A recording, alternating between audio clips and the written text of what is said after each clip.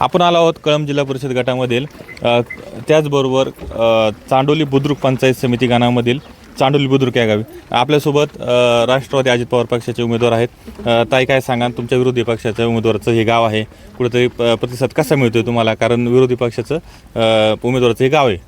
खरं सांगू का, मी आता नायरेमाळामध्ये आहे आणि खरोखरच मला इथे दोघींनाही आम्हाला इतकं प्रेम आणि आदर मिळालेला आहे आणि प्रत्येक घरात आम्ही जातोय तर प्रत्येक घरातून आम्हाला हेच विश्वास दिला जाते की आम्ही तुमच्या पाठीशी आहोत, तुम्ही काही चिंता करू नका। एक विश्वास दिला जातो। त्या कशा पद्धतीने चांडोली बुद्रुक गावचा खूप छान गावात आल्या आम्ही ग्रामदेवतेंचं दर्शन घेतलं आणि त्याच्यानंतर प्रचाराला सुरुवात केली। गावचे सर्व ग्रामस्थ होते आहेत आमच्यासोबत सगळेजण। तर आम्ही म्हणजे गावचा विकास तर भरपूर प्रमाणात झालेलाच आहे, पण जरी कुठे राहिलं असेल काही विकासाची कामं ती नक्की पूर्ण करायचा प्रयत्न करू ह्या पुढच्या 5 वर्षामध्ये। आणि जनतेचा प्रतिसाद खूप छान आहे आम्हाला, प्रत्येकजण सांगते आम्ही तुमच्या पाठीशी आहोत। नक्कीच आव्हान काय करा? मी सर्वांना हेच आवाहन करेल, विनंती करेल की येत्या 5 तारखेला मला आणि सीमाताईंना घड्याळाच्या चिन्हासमोरचंच बटन दाबून आम्हाला भरघोस मत देऊन विजयी करा, म्हणजे राहिलेली जी कामं आहेत ती नक्कीच आम्ही पूर्ण करण्याचा प्रयत्न करू। आपल्यासोबत या ठिकाणचे काही गावकरी आहेत, काय सांगाल यांच्या प्रचारात तुम्ही आज सामील होतात, लोकांचा कसा प्रतिसाद आहे? चांडोली बुद्रुक गावामध्ये अतिशय सुंदर असा प्रचाराच्या निमित्तानं प्रतिसाद आहे। आपल्या जिल्हा परिषदच्या उमेदवार तुलसीताई भोर आणि पंचायत समितीच्या उमेदवार सीमाताई खिल्लारी ह्या चांडोली बुद्रुक गावामध्ये प्रचाराच्या निमित्ताने आलेले आहेत। आमचे सर्व ग्रामस्थ महिला त्यांच्याबरोबर प्रचार करतात। आम्ही घर टू घर जाऊन प्रत्येक मतदाराला भेटण्याचा या ठिकाणी प्रयत्न करतो आहे। आणि 2017 साली ज्यावेळेस जिल्हा परिषदेची निवडणूक झाली, तुलसीताई भोर ह्या प्रचंड अशा मताधिक्याने निवडून आल्या होत्या।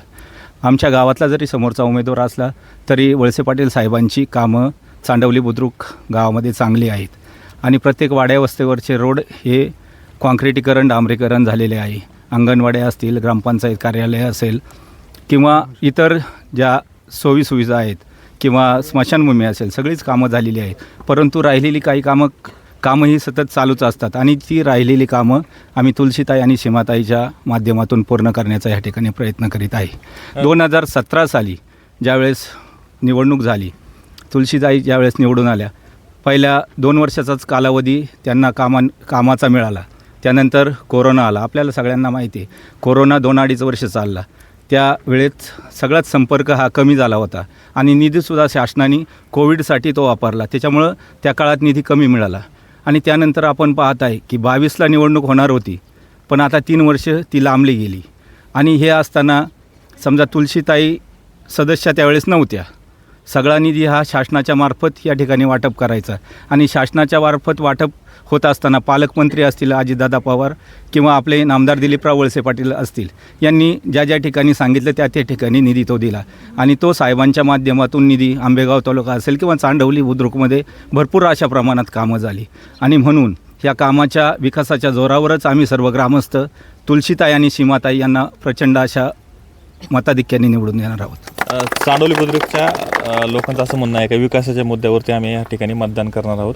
आमच्या गावचा उमेदवार असला तरी विकास हा या ठिकाणी महत्त्वाचा। आपल्यासोबत काही पदाधिकारी आहेत राष्ट्रवादीचे जे या ठिकाणी खास प्रचारासाठी आलेले आहेत। ताई, तुमचं नाव सांगा, पद सांगा आणि कशा पद्धतीने तुम्ही आता उमेदवारांच्या प्रचारामध्ये उतरलात? माझं नाव ज्योती मल्हारी थोरात, पुणे जिल्हा उपाध्यक्ष राष्ट्रवादी काँग्रेस पार्टी।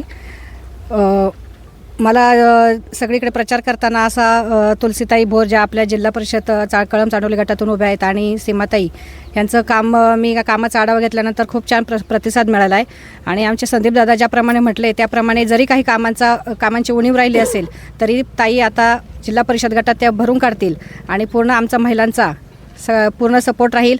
आणि त्याचबरोबर अजितदादांच्या आणि रुपालताई चाकणकर आणि त्याचप्रमाणे आपले सर्वांचे आदरणीय वळसे साहेब यांच्या माध्यमातून जो निधी आला तो पूर्ण आपण कामाच्या स्वरूपात वाटलेला आहे किंवा कामंही पूर्ण टप्प्यात पोचलेली आहेत।